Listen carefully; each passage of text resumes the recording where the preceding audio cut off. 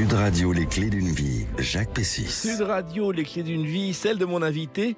Vous avez composé, souvent en quelques minutes, des mélodies que plusieurs générations fredonnent encore et toujours un demi-siècle plus tard. L'une d'entre elles, qui évoque un chemin, vous a ouvert une voie royale. À vos clés de sol vont s'ajouter aujourd'hui celles de votre vie. Bonjour Jacques Revaux. Bonjour mon cher Jacques. Quelle joie de vous avoir, parce que vous êtes l'homme discret par excellence, alors que vous êtes l'un des plus grands mélodistes français, un auteur de chansons à succès, et on connaît peu votre parcours finalement. Et comme vous avez Mais c'est bien, c'est secret. Mais oui, mais... Ça nous permet de faire une émission aujourd'hui. Exactement, et de raconter votre parcours à travers des dates clés.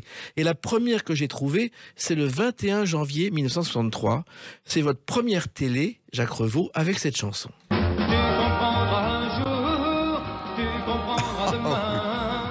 Et tu diras combien c'est bon l'amour. Voilà, vous chantez Tu comprendras. Dans l'émission Toute la chanson, il y a Marie-Josée Neuville qui tente de faire son retour, Ouais. Gaby Verlore qui chante Le bal perdu, Ouais. et un certain Claude François qui chante Belle Belle Belle. Oui. Mais Claude, quand il était dans l'orchestre de Frosio, quelques années avant, avait chanté, paraît-il, c'est lui qui me l'avait dit en tout cas, un certain nombre de mes premières compositions. Et quand j'ai fait sa rencontre, alors que nous nous faisions maquiller pour cette première télé, c'est là où il m'a dit, vous êtes Jacques Revaux, écoutez, j'ai déjà chanté beaucoup de vos chansons. Voilà, le monde est petit. Voilà, là vous chantez encore. Alors justement, ce parcours, il a démarré en Touraine, à Azé-sur-Cher, je crois. Oui, ma ville de naissance. Voilà, où un certain Frédéric Chopin a passé l'été 1833 et a donné un concert avec Auguste Franchomme, célèbre violoniste, un concert à Tours cette année-là. Alors ça, je savais pas. Je savais que le général de Gaulle y était venu, Pendant la guerre. que Léonard de Vinci y avait séjourné parce que c'est à côté du Clos Lucé, mais je ne savais pas que Monsieur de Chopin y avait séjourné. Voilà, on apprend toujours quelque chose sur Sud Radio. Donc en fait, on est trois aujourd'hui alors. Exactement. Magnifique. Vos caractéristiques dès l'enfance, c'est la persévérance et c'est la mémoire encyclopédique. Je crois que votre grand-mère, notamment, est fascinée parce que vous voyez des films à Paris et ensuite vous lui racontez exactement le film, Jacques Revaux. Alors là, écoutez, je sais pas quoi vous dire parce que j'ai pour habitude de dire la vérité, Oui. et là, c'est une vérité dont honnêtement, je me souviens pas. Mais ma grand-mère était ma confidente. Oui. Après à sa disparition en 86, c'est ma mère qui a pris le relais. Donc je me confiais beaucoup à ma mère, c'est vrai. Alors, il se trouve aussi que vous étiez un fan des films de John Wayne à l'époque, je crois. Oh là là, mais on remonte, fallait me prévenir. Attendez, faut que je prenne un coin, je prends le tire-bouchon, boum, j'ouvre ma mémoire. Mais John Wayne, c'est ça, c'était le Paramount sur les boulevards à Paris, et tous les mercredis, il y avait une séance qui coûtait 1 franc de Extraordinaire. l'époque. Oui.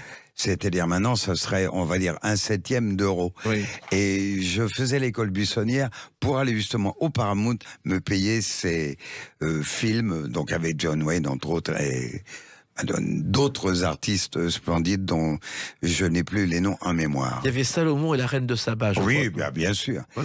Mais moi, je me destinais... Tous ces films-là ont fait que tout de suite, j'ai pris une orientation pour devenir professeur de français, latin, grec, pour après devenir chercheur et, j'ai oublié le terme, pardonnez-moi, faire toutes les fouilles. Archéologue. Archéologue, merci. Et puis, j'ai avorté dans mes désirs un autre jour où mes parents, qui étaient commerçants, avaient invité une femme qui était la partenaire de Gabin dans La vérité sur Bébé d'Onge, et qui s'appelait Mireille Balin. Oui. Et elle a vu ce lundi, car c'était un lundi, elle déjeunait avec mes parents, je suis arrivé, mon père et ma mère ont été étonnés, j'étais au lycée Voltaire et il y avait la grève des professeurs. Déjà. Oui, déjà. Et on est en 1950, on est milieu 56. Oui. Et donc, Mireille Balin, étant adorée par mon père, ma mère, elle n'arrêtait pas de raconter des anecdotes sur le cinéma. Elle a vu que je m'y intéressais. Elle m'a dit, et toi, qu'est-ce que tu veux faire plus tard? Moi, je veux faire ça, ça, ça. Ah donc, mais ça t'intéresserait de venir voir tourner un film? Oui, le mercredi d'après, j'y allais. Et 1 mois après, j'ai abandonné le lycée. Voilà. Voilà. Et vous avez fait les cours du Vieux Colombier, Oui. où a débuté également quelqu'un de très connu. Raymond DeVos. Raymond DeVos. Oui, entre autres. Et on prenait les cours avec une professeure magnifique, mais qui avait sa cour. Elle s'appelait Tania Balachova. Et il y a eu beaucoup de gens qui sont sortis de ce cours du conservatoire. Voilà. Alors, il y a eu aussi la musique, et la musique, surtout, ça a démarré, je crois, très jeune au piano, avec une professeure qui vous tapait sur les doigts. Oui. C'était à Niort en 1900. Ah, et ça fait jeune, 1946 jusqu'en 50. Mais moi, j'y allais pour faire plaisir à mes parents, parce que c'est une cliente de mes parents. Oui. Et il fallait que le petit aille chez les clients. Et comme elle était professeure de piano, bah, j'ai commencé le piano. Mais je me confesse, je n'ai jamais été un grand pianiste. J'ai été un meilleur guitariste. Oui, et la guitare, vous l'avez commencé aussi. À Paris. À Paris. Et là, ça vous a amené chez une femme extraordinaire, dont tous les chanteurs d'aujourd'hui reconnaissent le talent, c'est Annette Charlot. Annette Charlot, mais ça a été plus tard. C'est-à-dire qu'entre-temps, je suis allé prendre des cours de guitare chez un client de mes parents, il s'appelait Monsieur Lucien Josse. Là, on est en 51. Et en 56, donc, rencontre Mireille Balin, etc. Et je commence à faire ce que deviendra plus tard mon métier. C'est-à-dire chanter, soi-disant. Mais je me destinais surtout, on va dire plutôt au théâtre, comme Sardou d'ailleurs, et j'ai mal fini puisque j'ai fini dans la chanson. Voilà, en tout cas, c'est pas si mal que ça. Et alors, Annette Charlot, Julien Clerc, Le Luron, tout le monde doit quelque chose à Annette Charlot. C'est moi qui, honnêtement, ai convaincu toute cette époque d'artistes formidables. Après avoir pris moi-même quelques jours, quelques semaines de cours chez Annette, qui est devenue mon amie, l'amie de la famille et tout, donc après je l'ai suivi pendant 20 ans, et j'ai obligé les gens dont j'avais le bonheur de m'occuper à aller prendre quelques cours. Et à titre indicatif, Monsieur Johnny Hallyday a toujours chanté fabuleusement, oui. Mais il a chanté extraordinairement bien au bout de 8 jours de cours de chant chez Annette. Quant à Michel Sardou, vous écoutez avant La maladie d'amour et après La maladie d'amour. Entre-temps, il a pris 8 jours de cours chez Annette et après, il n'a jamais pu s'en séparer. Moi, je me souviens d'elle dans un immeuble du 17e arrondissement. 18e. Oui, c'était du côté du boulevard Berthier, à Paris. Et elle vivait dans un appartement avec... Rue Ordener. Rue Ordener, voilà. Montmartre aux artistes. Voilà. Exactement. Vous pensez si j'ai ça en mémoire? Alors, il y a aussi quelqu'un qui a compté aussi, c'est Gilbert Bécaud, parce que finalement, vous avez été un pionnier de l'Olympia. L'Olympia Oui. commence le 5 février 54, et qui est dans la salle chez Jacques Revaux. Oui, j'avais terminé 1 an avant le dernier film avec les attractions sur scène, avant que l'Olympia ne se transforme de salle de cinéma en salle de music hall. J'ai donc fait la fermeture avec mes parents et j'ai fait l'ouverture après. Mais je me souvenais pas que c'était en 54. Oui. Vous êtes sûr, c'est Ah oui, 54? 5 février 54, et d'ailleurs, je crois que Bécaud vous a signé un autographe. Oui, mais j'étais trop petit en 54. Et vous savez, dans le hall de l'Olympia, il y avait une sorte de bar derrière lequel se réfugiaient les artistes. Et je me souviens, j'avais mon nez qui dépassait. Et Gilbert Bécaud, j'ai toujours cette dédicace. Il m'avait fait une petite gentillesse, comme les fans que nous étions à l'époque, quoi. Alors, votre première chanson, je crois, Jacques Revaux, elle s'appelait Les cimetières de mon pays, et elle a été écrite par un pompier de service. Mais il connaît tout. Oui, par Maurice Amonou. Que j'avais rencontré, je ne sais plus où d'ailleurs, au cours d'art dramatique, avec Tania Balachova. Et bonjour, vous êtes Jacques Revaux? Oui, je suis Jacques Revaux. Et j'ai commencé à faire mes premières chansons, à donner les textes de Maurice Amonou à Jean-Paul Minjon, qui était le pianiste de mon parrain de music hall qui s'appelait Philippe Clay. Voilà. Vous voyez, et qui passait au Casino de Paris. Et faut y voir, les jours, les semaines ont passé. Et un jour, Maurice m'a dit, mais attends, je comprends pas. Tu joues du piano, pourquoi tu fais pas les musiques toi-même? Parce que c'est pas mon métier. Puis je me suis essayé et ça a donné dans les cimetières de mon pays. De petites vieilles chaque jour portent de beaux bouquets fleuris sur les tombeaux de leurs amours. C'est une valse, parce qu'on fait toujours une valse quand on débute. Mais ce qui est étonnant... Pardon. Oh, ça fait jeune. Dans les cimetières de mon pays. Oui, voilà, c'est mieux. La voix est là. Ce qui est étonnant, Jacques Revaux, avec vous aussi, c'est que vous avez déjà, à cette époque-là, vous composiez vos chansons en quelques secondes, quelques minutes. Ça venait instinctivement. Non, non, ça c'est... Ce sont les autres qui disent ça. Ouais. Il y a pas de règle. Vous pouvez mettre 1 minute, ça m'est arrivé quelquefois, mais souvent vous mettez plutôt une demi-journée, voire 1 semaine, pourquoi pas 6 mois, parce que on n'est pas content. Moi, j'appartiens à une génération qui ne se satisfait pas de tout en un rien. Vous comprenez? Donc, oui, ça c'est bien, on reprendra. Et Michel, celui qui est Sardou, je crois, a été à bonne école avec moi parce qu'une chanson avec lui n'était jamais finie. J'ai remixé des chansons de notre artiste préféré, alors qu'on était déjà à 700 ou 800 000, mais j'avais entendu à la radio et ça me plaisait pas, donc je remixais pour mon plaisir. Voilà. Et Aznavour disait, je n'enregistre jamais une chanson avant que je n'ai plus un seul mot à ajouter. Oui, c'est vrai. J'ai eu la chance de m'occuper de Charles, de Monsieur Aznavour pendant plus de 10 ans. Et j'avais déjà été sa vedette américaine, c'est-à-dire la vedette avant le rideau, aux anciennes Belgiques à Bruxelles, en 1960. Et malheureusement, quelques mois après, je partais à l'armée, parce qu'il fallait accomplir son devoir. Voilà. Vous avez fait ensuite d'autres choses et une autre date importante dans votre vie, c'est le 31 août 1965. À tout de suite sur Sud Radio avec Jacques Revaux. Sud Radio, les clés d'une vie, Jacques Pessis. Sud Radio, les clés d'une vie. Mon invité Jacques Revaux, compositeur d'immenses succès, dont un dont on va parler tout à l'heure, qui est essentiel dans l'histoire de la chanson.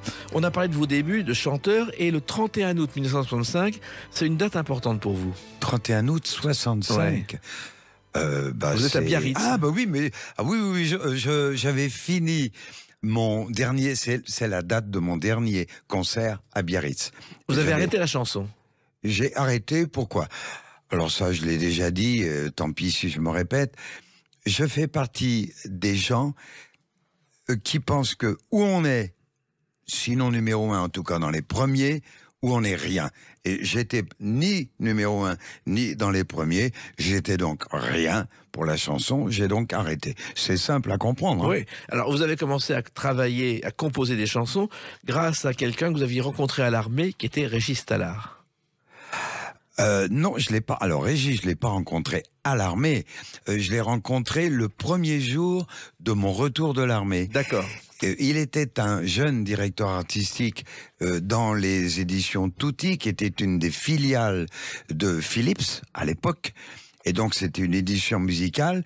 Et quand je suis allé chez mon éditeur d'avant l'armée, mon éditeur, c'était pas grand-chose, ce n'était que Ray Ventura. Oui. Et mon directeur artistique était Sacha Distel. Donc, je pars à l'armée. 2 ans après, je reviens. Je vais chez Ray Ventura, qui était au 14 avenue Hoche. Je monte et en haut, il y avait autre chose. Ce n'était plus une édition musicale. On m'a renvoyé aux éditions Tutti, qui étaient dans le 9e arrondissement. Ah bon, alors j'y suis allé. J'ai pris la voiture ou le taxi, je me souviens plus. Et j'ai débarqué là-bas. Et un jeune directeur artistique m'a accueilli. Il m'a dit, bonjour, vous voulez quoi? Je dis, écoutez, le catalogue Ray Ventura, je crois que c'est vous qui l'avez racheté. Et moi, je suis compositeur, j'ai des chansons, donc chez vous. Et c'était Régis, que je n'ai plus quitté pendant 50 ans. Voilà. Vous avez commencé à écrire des chansons avec Ralph Bernett, je crois, qui vous a beaucoup aidé. Oui, mais Ralph m'a pratiquement tout appris, le métier de la composition sur mesure. Parce que faire une chanson, c'est pas très compliqué. Une bonne chanson, c'est plus difficile, mais une chanson sur mesure pour un interprète que vous allez voir après, qu'il la prenne et que ça devienne un succès, vous voyez la route qu'il y a à gravir. C'est pire que la Tour Eiffel. Voilà. Alors, il y a eu beaucoup de chanteurs qui vous ont interprété. L'un des premiers, c'était un garçon très jeune. C'est bien joli d'être copain. Le Petit Prince, oui, Pascal Krug. Oui.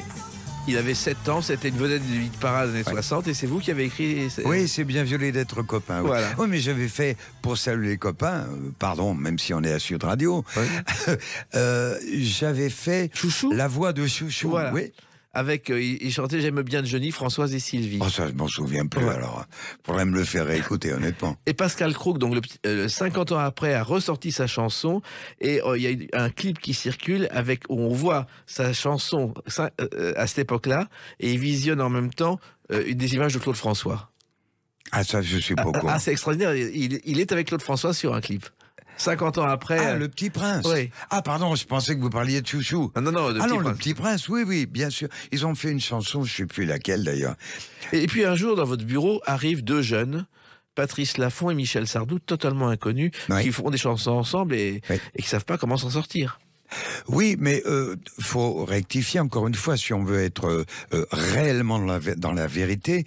Moi, je n'ai connu Sardou que 8 jours ou 10 jours après que Régis Tallard et Monsieur Naps, chez Barclay, aient auditionné, non pas Sardou, mais Fugain. Oui. Ok. Ils travaillaient avec Sardou. Ils travaillaient ensemble, mais il n'y avait pas de disque Ouais. encore. Et à l'issue de l'audition, Fugain n'a pas été pris et Sardou a été pris. On a confié la direction artistique à Monsieur Naps Lamarche. Naps a dû confier la direction artistique à Régis, qui était le patron des éditions Marine. Et le père Sardou s'est pointé aux éditions Marine. Et là, honnêtement, j'avais passé quelques années, et si vous voulez, j'étais quand même devenu une icône. J'avais quelques succès à mon actif, et Régis m'a présenté, et j'ai été immédiatement emballé par l'artiste, quoi, qui n'a pas changé d'un iota en des décennies. Il est toujours aussi gueulard. Et aussi magnifique chanteur. Voilà. Et l'une des premières chansons qui a changé votre vie à tous les deux, c'est Et mourir de plaisir.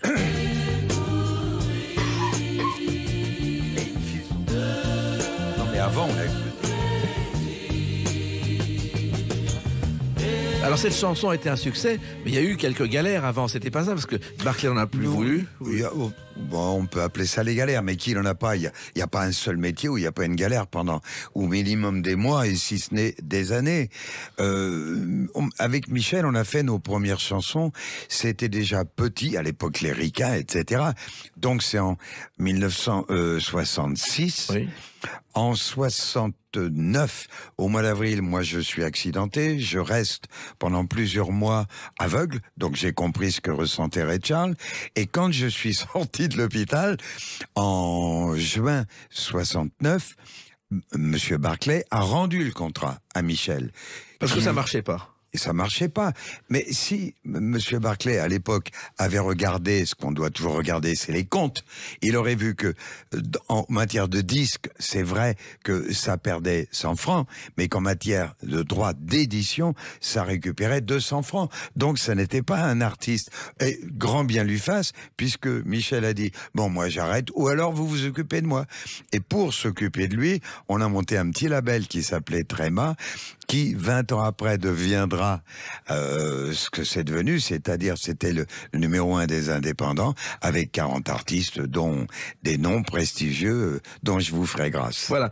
On va en parler, mais surtout, il y a une chanson aussi qui est née, qui a été un succès par le plus grand des hasards. Oui, j'ai lu ça dans la presse. Hein.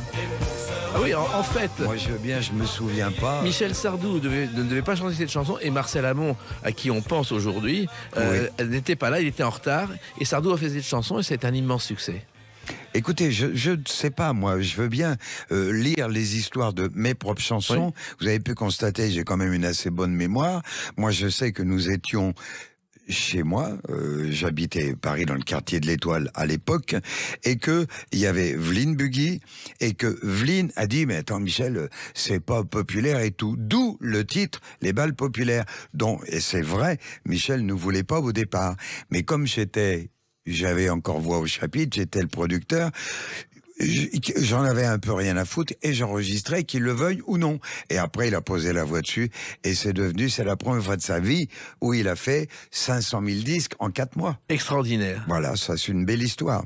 Et d'ailleurs, dans ce label, Marcel Amont, dont on a parlé... Oui, qui est l'artiste numéro en matière de contrat, en date de contrat. Le premier artiste dont je m'occupais avant, c'était Marcel Amont, et le contrat de Tréma numéro 1, c'est Marcel. Sardou en 2, au mois de juin, mais Marcel en mai. Et voilà. Et Marcel Amont, qui était un fantaisiste, sa première télé, il l'a fait en chantant, en faisant le poirier.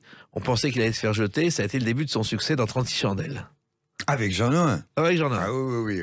Mais dites-moi, vous remontez à quoi là? Ben oui, mais je raconte votre parcours. Alors, c'est fou. Il y a une autre chanson aussi qui a vraiment été un succès, qui est devenue un classique, c'est celle-ci. Elle court,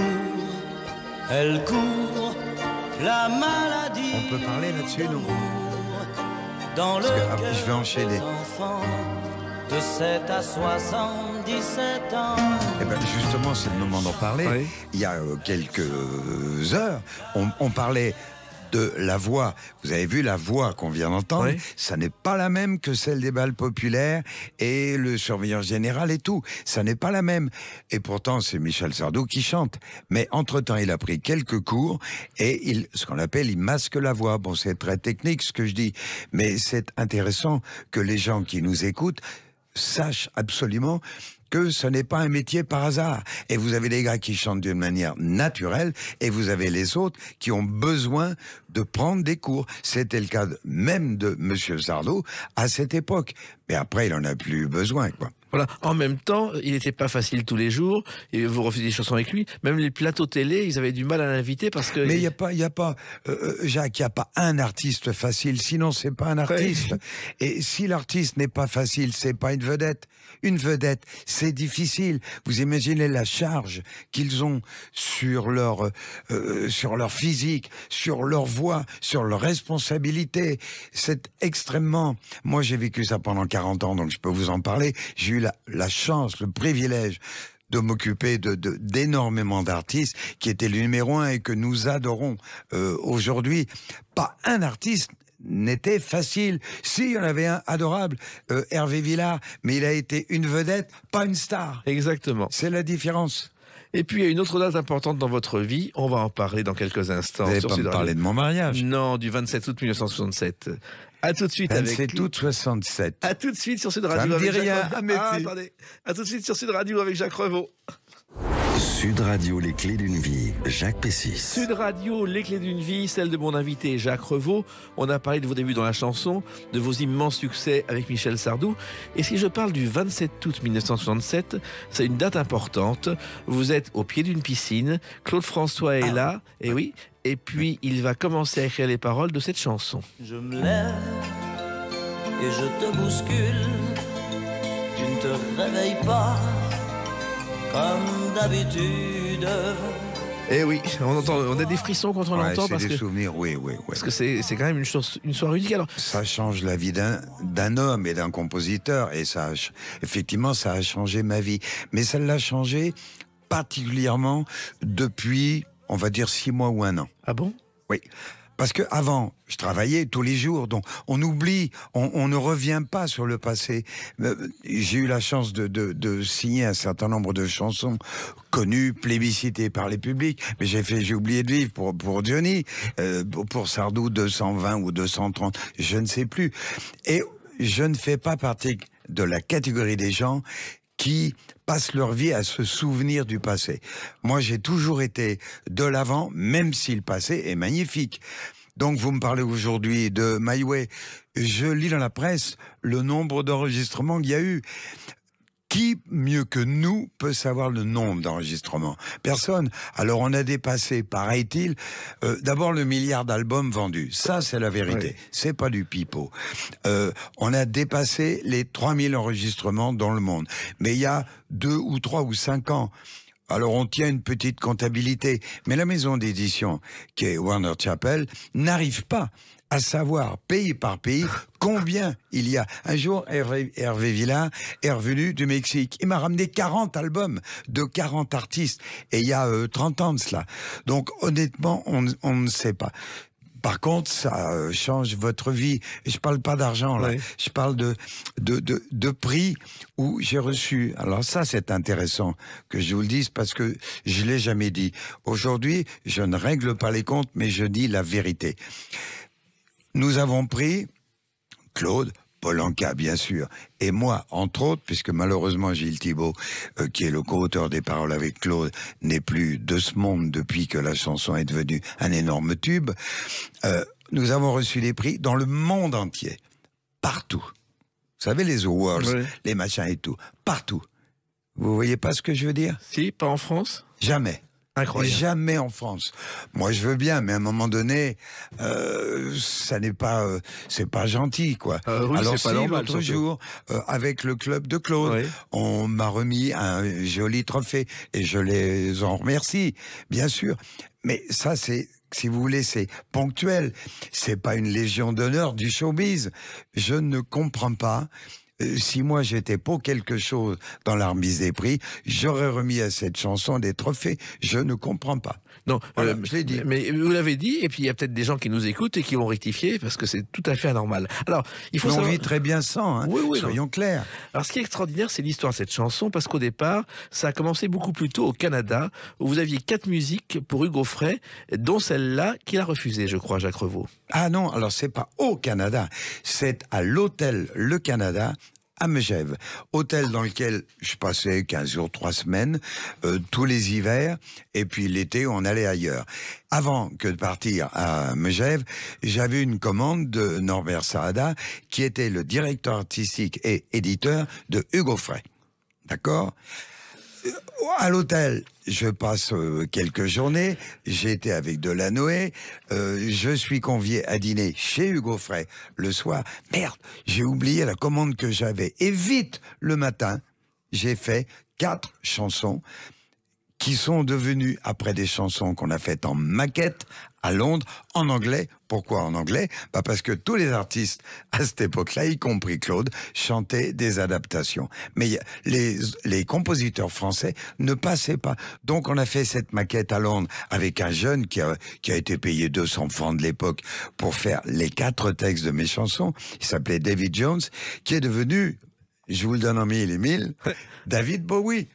Donc c'est extraordinaire. Alors j'ai lu, je suis en train de voir beaucoup de films sur ce que David Bowie en a pensé. Lui-même a copié cette chanson quelques années plus tard. Il a fait un autre tube sur les harmonies de My Way, parce qu'on n'avait pas pris ses paroles. Mais nous, ça n'était qu'une maquette. Et s'il avait fait la chanson, Sinatra n'aurait pas Paul chanté. Anka Ouais. n'aurait pas fait sa version, et peut-être n'aurions-nous jamais eu Frank Sinatra. Alors, il faut savoir que cette chanson, au départ, on le rappelle pour celles et ceux qui ne le savent pas, mais ils sont rares. Le texte, c'est Un chagrin d'amour de Claude François. Oui, France Gall vient de le quitter. on peut le dire. On peut dire Oui. qu'il n'avait pas été très sympa avec elle. Non. Hein, il était même franchement C'était odieux. pas très... Mais il était pas sympa, il Oui. était... Moi, j'adore, Oui. parce que c'est un mec qui a son franc-parler, mais dans l'entourage immédiat, vous avez des témoignages où il était extrêmement pet sec. Et alors, c'est une vedette, c'est une star. Alors, cette chanson, vous la proposez d'ailleurs à Claude François, qui une première fois va la refuser. Oui, au mois de mai, avec la maquette. Oui. Alors, elle a été refusée, mais je ne sais pas, et je n'ai jamais eu la preuve, que ce fut Claude qui la refusa. Oui. Ok, vous voyez, je parle bien français. Hein. On était avec Régis en bas du boulevard Exelmans, un vendredi soir. Devant son bureau. J'attends, en bas de son bureau, j'attends, Régis revient, je dis alors, il me dit non, il n'en veut pas. Hop, on est parti faire petite partie de cartes. Oui. Et le hasard fait que l'été, je suis à Cannes, je traverse la Croisette pour aller déjeuner à la Way Beach. Mon regard croise celui de Claude qui allait déjeuner également à la Way Beach. On a déjeuné ensemble. Je me suis fait insulter parce que je faisais jamais de chanson. Oui. Et je lui dis, mais Claude, je t'ai fait une chanson, t'en as pas voulu. Oui. Ah bon? Écoute, je m'en souviens pas. Viens au Moulin. Et 15 jours après, je me retrouvais au Moulin. Donc fin août 1967, Oui. ça fait jeune. Et là, il a voulu que je lui rechante la chanson. Et moi, je voulais absolument qu'il écoute la chanson qu'on avait enregistrée par David Jones. Oui. Vous comprenez? Parce Oui. que c'était beaucoup mieux. Et il a eu de cesse qu'à ce que je lui chante les notes au bord de la piscine. Et c'est la fameuse photo que Voilà. je regrette pas d'ailleurs. Voilà. Et je crois que la chanson au départ s'appelait For Me avec David Bowie. Oui, elle s'appelait For Me. Sun, shine down from the sky, make it so that I can keep living. Oui, je me souviens encore de ça. Alors, il se trouve que bon, la chanson marche gentiment en France, mais c'est pas un immense succès. En revanche, donc je crois que c'est au Moulin de Mougins, à Cannes, où Paul Anka dîne un soir, après il est dans sa chambre, il écoute la radio, et il entend, comme d'habitude, et ça, c'est le déclic. C'est ce que la légende dit. Moi, je ne sais pas, j'étais pas là. Par contre, je sais que Paul avait un correspondant en matière éditoriale. C'était son éditeur, son homme d'affaires, qui s'appelait Monsieur Gilbert Marouani, qui était le patron des éditions Barclay, pour lesquelles je travaillais avec Régis. D'accord. Donc un jour, Gilbert me dit, tiens, j'ai vu Paul hier au Plaza Athénée et il m'a demandé une option de 6 mois. You got an option for 6 months. Donc Paul était reparti pour une option de 6 mois avec la chanson. Au bout de 6 mois, il y avait rien. Donc Gilbert, Monsieur Marouani a voulu lui reprendre la chanson. Paul a dit non, donne-moi 6 mois de plus. On les lui a donnés. Et donc on arrive, on était en 68, donc on arrive en décembre 68, et c'est là où on reçoit ce fameux télégramme. Please send contracts, Giant Recording. Ça c'est une nouvelle extraordinaire, quoi. Le contrat a été signé parce qu'il avait une idée depuis toujours, il n'en parlait pas. Il voulait Sinatra pour cette chanson. Oui, c'est-à-dire, je crois que le hasard, c'est la vie de chacun d'entre nous. On croise, on est en train de manger, on rencontre un artiste. Comment tu vas? Je vais bien. Bah, tu me fais jamais de chansons. Ça m'est arrivé avec Clo-Clo. Et ça arrive entre Paul et Monsieur Sinatra. Sinatra que j'ai croisé après avec Régine, qui était mon artiste, à Monte-Carlo. Et Monsieur Sinatra me l'a confié. Ça, c'est ce que je vous dirais si j'étais un menteur. Oui. Eh ben, c'est pas la vérité. Parce que j'ai croisé Sinatra, il savait pas qui j'étais. Il a fallu que j'attende quelques années plus tard à sa remise de médaille de la ville de Paris pour avoir même pas une photo avec lui dans le salon particulier. Faut quand même le faire. Ouais. Quand même. Ce sera aujourd'hui, je vous garantis que je laisserai pas passer ça. C'est malheureux, quoi, de pas avoir une photo avec ce géant de la chanson, quoi. Oui, et cette chanson, bah, c'est devenu My Way. And now the end is near, and so I face the final curtain, my friend. I'll say it clear. Chanson connue dans le monde entier et une seule prise, vous me disiez, Jacques Revaux. Oui, c'est la légende, mais c'est quand on est allé justement à Los Angeles pour les remises des awards et tout, vous savez, là-bas, ils calculent en millions de passages radio. Oui. Donc, on y est allé 4 ou 5 fois, et avec Paul, on a pris les awards pour 1 million de passages radio, 2 millions, etc. Et il y a une fois, je crois que c'était en 70, j'ai croisé Nancy Sinatra et le producteur, qui avait été le producteur de Franck pour l'enregistrement de ça. Et ils m'ont confirmé que Monsieur Sinatra avait enregistré la chanson en une prise. C'est incroyable. Voilà. Et moi, j'ai appris ça, j'étais un peu subjugué, mais jeune con qu'on peut être quand on est un peu trop jeune. Oh, j'avais entendu une petite note fausse à la fin. Ce qui est vrai. Il y a un comma un peu bas à la fin. I did it, my way. C'est tout. Voilà. Faut quand même être taré. Mais bon. Alors, on raconte, c'est une légende, que Claude François ou Waldorf Astoria auraient aperçu Frank Sinatra et n'auraient pas osé aller lui parler. Je ne sais pas. C'est une légende qui court. Je ne sais pas. Il y a beaucoup de légendes. On est nous-mêmes des légendes, faut jamais l'oublier. Hein. Exactement. Alors, mais Jacques, vous êtes une légende. Je vous écoute sans arrêt. Alors, il y a aussi une chose, c'est que Claude François, qui n'était pas un homme d'affaires, et c'est Alain-Dominique Perrin qui me l'a raconté, il s'occupait à sauver les droits d'édition de My Way, que Claude François n'avait pas demandé. Exactement, c'est fort possible. Alain-Dominique était l'homme d'affaires de Claude. Alain-Dominique était quelqu'un que moi je connaissais. On est entré, parce que ça, je vous donne un scoop que personne ne connaît. On a mis 1 an de négociation et le vendredi, avant que Claude ne parte à Genève pour enregistrer ses émissions de radio, Claude avait signé dans ma maison de disques. Incroyable. Entre-temps, il part, il revient chez lui, il prend le bain et malheureusement, il a disparu. Donc nous avons rendu à Claude Carrère, etc., à CBS, les enregistrements dont nous étions sur papier, entre guillemets, les propriétaires. Alain-Dominique pourra vous le confirmer. Oui, ça veut dire que s'il avait été présent, je pense que... il est enregistré très bien. Et je, entre guillemets, me serais occupé un petit peu de lui. Oui, d'ailleurs, le premier du succès des disques Flèche, c'était une de vos chansons. C'était avec Claude François. D'ailleurs, les disques Flèche qui ont failli s'appeler le disque Belle au départ. Et puis il a hésité, il a choisi Flèche sur une liste de Jean-Marie bien, Dubreuil. Flèche. Un très beau logo et tout, c'est magnifique. Mais il a été... Qu'est-ce que vous voulez? Il a été... c'est difficile d'être un bon homme d'affaires et un bon manager des finances. Il faut avoir fait, entre guillemets, un peu mes études, avoir été en compagnie de gens formidables, et ça n'était peut-être pas le cas de beaucoup d'artistes. Donc, quand il gagnait 1000, il dépensait 2000 avec ses bouquins et avec sa société de mannequins et tout. Heureusement qu'Alain Dominique est venu. Exactement. Sinon, il y aurait même plus les héritiers de Claude aujourd'hui. On est bien d'accord. Et alors une autre date importante, elle est tout à fait récente, c'est le 10 mars 2023. On en parle dans quelques instants sur Sud Radio avec Jacques Revaux. Sud Radio, les clés d'une vie. Jacques Pessis. Sud Radio, les clés d'une vie, mon invité, une légende. Jacques Revaux, le compositeur de, comme d'habitude, My Way, des chansons de Sardou. Effectivement, je pense que vous êtes le seul Français, que je Encore dirais, vivant. et mélodiste surtout, parce que les mélodistes n'existent plus. Oui, bah oui, mais je suis pas je suis très loin d'être le seul. Soyons clairs. Mais c'est une race en voie de Il y en a disparition. beaucoup. Vous avez, je sais pas, les Julien Clerc au hasard, Oui. les Jodassin. Dans les nouveaux, vous avez les Vianney. Ouais. C'est quand même pas n'importe quoi. Moi, j'ai beaucoup. Par contre, ce qui est un petit peu ennuyeux, c'est que comme j'écoute tout ce qui bouge, ben, comment tu vas bien, je ne comprends pas un mot de ce qu'il dit. Voilà. Et ça me gêne. C'est dommage. On a eu récemment une artiste dont je tairai le nom, qui a justement enregistré une pub avec la chanson. Je comprends pas ce qu'elle dit. Quel dommage. Elle est magnifique. C'est la chanteuse préférée des Français. Articule un peu plus. Parce que moi, j'irai acheter tes disques.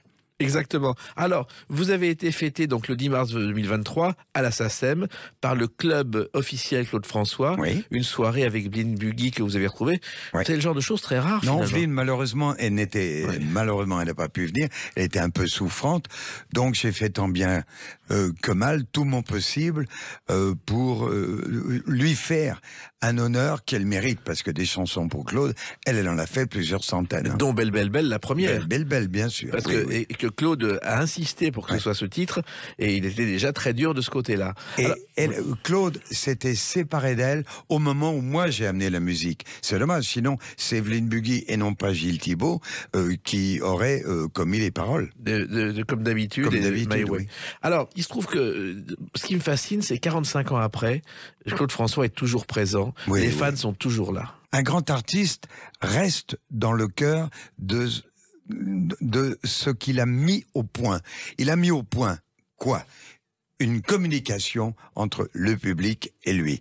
Donc le public lui renvoie ce que lui a semé. Le drame, c'est que beaucoup d'artistes ne se rendent pas toujours compte. C'est le problème. Mais quand vous avez des grands artistes, comme Claude, comme Sardou, comme Johnny, enfin, etc., et j'en passe, et les meilleurs, ces gens-là savent que sans le public, il n'y a pas d'artiste et il n'y a pas de vedette. Oui, mais Claude François, c'était encore autre chose. Moi, je me souviens des fans dans mes jeunes années Ouais. qui attendaient devant la porte Claude François Bien sûr. pendant des heures. Et Bien je sûr. me souviens du jour où on a vendu sa cave. Ils ont dit, allez, on fait comme au bon vieux temps. Ils ont cassé les portes de l'hôtel Drouot pour pouvoir rentrer avant tout le monde. Et moi, j'avais 40 de mes bouteilles là-dedans. Oui. Voilà. Eh ben, j'ai toujours du vin, les grandes bouteilles, encore, sont imbuvables sûrement, mais celles que j'avais rachetées avec Alain-Dominique Perrin, à la tombola, la vente aux enchères, pardon, à Drouot. Alors finalement, que les fans soient là et continuent à aimer les chansons de Claude, je pense que vous avez rendu un immense service à Claude inconsciemment. C'est-à-dire que sans comme d'habitude, il ne serait peut-être pas entré dans la légende, malgré les autres chansons. Oh, si. Disons que, à la limite, modestement, ça l'a peut-être confirmé un peu plus, et surtout à l'international. Voilà. C'est tout. Parce que beaucoup de nos artistes français, hélas, ne connaissent pas les langues ou chantent mal dans les langues. Et à la France, nous accueillons tout le monde. Tant mieux. Mais les autres pays n'accueillent pas les chanteurs français, sauf les Maurice Chevalier, les Édith Piaf. Et il y a eu très longtemps qu'il n'y a pas eu une vedette internationale. La dernière vedette, c'est Charles Aznavour. Oui. La dernière, ça n'est quand même pas normal. On a des artistes qui chantent fantastiquement bien, avec d'excellentes chansons, et que c'est dommage que ces artistes ne s'exportent pas. On est Moi, je d'accord. fais un peu le monde entier, Oui. et Et je vous garantis que je les entends pas. C'est un peu dommage. C'est très dommage. Alors, ce qui est étonnant, parce qu'on a parlé de Sardou, on a parlé de Claude François, mais vous avez composé pour beaucoup d'autres, et il y a un succès aussi de Richard Anthony. Richard Anthony vous doit ce succès, c'est Plante un arbre. Plante un arbre n'importe où sur ton balcon, dans ton jardin. Plante un arbre dans Ça aussi, c'est Jacques Revaux. Hein. Oui, parole Pierre Delanoë, Oui. déjà. Ça, c'est à mon retour de l'armée. Voilà, 1962. Ça fait jeune tout ça, hein, Jacques? Oui, heureusement, vous êtes beaucoup plus jeune. Oui, sauf que cette chanson, c'est une mélodie, des paroles qu'on écoute encore aujourd'hui. C'est-à-dire les chansons Il y a peut-être vous qui l'écoutez, mais moi, ça fait des années que je ne l'ai pas écouté. Eh ben voilà, nous on écoute. Mais Richard est devenu notre artiste chez Tréma après, 20 ans après. Richard Et Anthony, je lui ai fait « Qu'est-ce qui m'arrive aujourd'hui? Je suis amoureux de ma femme. » Enfin, etc. quoi. il a eu beaucoup de succès. Oui. Il a vécu aux États-Unis pendant un certain temps. Et c'est à lui. Et il a été le premier à croire à la tournée achetante quand personne n'y croyait et à la faire. Oui, mais il a bien fait. C'est une tournée formidable. Qu'est-ce qu'est le public? Ils ont 5 ans ou ils ont entre 20 et plus d'âge? Réponse, entre 20 et plus d'âge. Donc ce qui est intéressant, c'est que les personnes qui ont un certain âge aient un spectacle pour se souvenir ce qui a été toute leur vie. Et ils emmènent leur fils et bien souvent leur petit-fils. Moi, je suis absolument pour. C'est magnifique. J'ai vu plein de spectacles comme ça, entre autres Richard, dans les tournées. Et surtout, faut continuer ça. Oui, c'est la transmission. Alors, il y a aussi, on parlait d'Hervé Villard. Vous avez composé une chanson pour Hervé Villard. prendront pour le grand départ l'avion de nulle part. L'avion de nulle part. Ah, l'avion de nuit. Mais j'avais fait surtout, j'en ai fait 20 ou 30 pour lui, mais il y en avait une qui était magnifique, qui s'appelait Sayonara. Oui, absolument. Mais l'avion de nulle part, je crois que c'est lié au festival de Rio en plus. Ah, bien sûr que oui. Ça doit être 1967. C'est ça. Mais là, je peux pas délivrer le secret, D'accord. parce que ça reste vraiment secret. Alors, ce qui est étonnant, c'est que vous avez composé des centaines de musiques. Vous avez dit que vous n'avez pas de trophée en France. Est-ce que c'est normal qu'on ne sache pas le nom des compositeurs? Piaf annonçait les auteurs et compositeurs sur scène. Ça se fait plus aujourd'hui, Jacques Revaux. Oui, mais moi, je suis un mauvais exemple, parce que j'ai eu cette chance, en étant le manager ou appelons ça directeur artistique, producteur d'un certain nombre d'artistes majeurs, de les accompagner partout en télévision. Donc, j'ai fait 300 émissions de télévision avec eux. J'étais devenu intime avec soit les producteurs, soit les présentateurs, et ils m'ont, à mon tour, mis sur la sellette. Et j'ai fait le Drucker, j'ai fait les Guilux, j'ai fait les Carpentier, j'ai fait tout ça. Ce qui n'est pas arrivé à beaucoup de mes collègues qui ne sont, j'insiste, qui ne sont que auteurs ou compositeurs. Les autres, bien sûr, si ce sont des interprètes, y ont droit. Voilà. Ce qui est étonnant aussi, c'est que vous avez beaucoup travaillé, Jacques Revaux. Bah oui, regardez, j'ai 83 ans et je vais bien, je fais mon coach tous les jours et la piscine tous les jours, je suis un ancien nageur. Voilà, mais en même temps, vous travaillez, écrire des chansons, composer des chansons. Non, là, il y a 20 ans oui. Que j'ai arrêté. Alors pourquoi? Parce que quand on est plus jeune dans la vie, on se fait toujours « Ouais, moi je ferai ». Et moi, un jour, comme un âne que j'étais, j'ai dit à la 400e chanson, j'arrêterai. Et malheureusement, je n'ai pas arrêté parce que j'avais la maison de disques et tout. Je sais plus où nous en étions avec Sardou. Et j'ai poursuivi. Mais j'ai dit, quoi qu'il arrive, à la 500e, j'arrêterai. Et le hasard a fait que, en regardant mon catalogue, la 500e, c'était le duo Charles Aznavour et Céline Dion. Oui. Voilà. Et donc, alors là, j'ai vraiment arrêté. C'était en 1998. Et vous ne regrettez pas? Non, je n'ai aucun regret, parce qu'il faut pas, ça je le dis toujours, faut pas faire le spectacle de trop, faut pas faire la chanson de trop. Et j'ai eu la joie d'être 8 jours en vacances avec Jean-Jacques Goldman, à qui j'avais dit ça. On était au Sénégal, Alors, a-t-il pris ça comme exemple ou pas? Je ne le sais pas, ce serait prétentieux de ma part. Mais en tout cas, lui, il a arrêté. Il a jamais fait la chanson de trop, ni le spectacle de trop. Bravo, Monsieur Goldman. Et puis il y a quelqu'un qui est très important aussi dans votre vie. Je crois que votre première réunion, c'était en pleine nuit chez lui, dans le 16e arrondissement. C'est l'interprète de cette chanson. J'ai oublié de vivre. Ah bah oui. J'ai oublié de Et je peux plus marcher, j'ai plus de voix. vivre.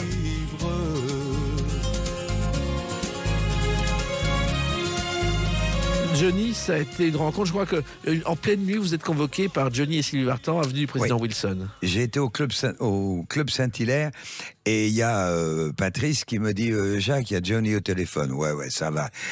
Il y avait un garçon qui était un public relation qui s'appelait Gilles Paquet. Oui. Et Gilles Paquet imitait fabuleusement Johnny et il nous faisait des tours pendables sans arrêt au téléphone. J'ai dit, ouais, t'inquiète pas. Non, je te jure, c'est vraiment lui. Il était 1h du matin, j'allais rentrer. Et je dis, allô, oui, ouais, c'est Johnny et tout. Est-ce que tu peux venir? Je suis avec Sylvie, on voudrait te voir. Je dis, attends, c'est pas une connerie, c'est la vérité. Oui. Donc, je fais court, sinon il y en a pour une demi-heure. Nous sommes restés chez Johnny avec Sylvie jusqu'à 7h le matin. Johnny m'a accueilli en me disant comment vas-tu? Oui, ça va. Il faut dire que Johnny était mon témoin de mariage. Oui. Premièrement. Deuxièmement, quand j'étais très jeune, à la piscine El Ketani, non, je sais plus comment s'appelait cette piscine, il y avait un jeune artiste qui était venu et Annette Charlot, qui ne l'avait pas reconnu, l'avait démoli parce qu'il passait une audition dans un cabaret le même jour que moi. Moi, j'avais été pris et l'artiste en question n'avait pas été pris. Et l'artiste en question, c'était Johnny Hallyday quand même. Et vous avez fait un concours de danse aussi avec lui quand il s'appelait Jean-Philippe Au Smith. club, sous l'Astor, qui s'appelait le club Jean-Paul Vignon, Oui. et devinez comment il s'appelait l'autre? Paul Anka. Voilà. C'était le club Paul Anka. J'avais 17 ans. Et il y a quand même quelque chose. Voilà. On est fait pour se rencontrer avec Paul. Donc je reviens à Johnny, on bavarde, il me dit, bon, les artistes, surtout les stars de cet acabit, ont soit mauvaise mémoire, soit très mauvaise mémoire. Et là, c'est là que je vous ai dit qu'on est toujours sur un siège éjectable. Johnny m'apprend que un copain, un collègue à moi qui s'appelle Jean Renard et qui a fait Que je t'aime, qui a fait des tas de chansons et s'est occupé de la carrière de Johnny avant moi bien sûr et de Sylvie avant moi, Jean Renard a été viré.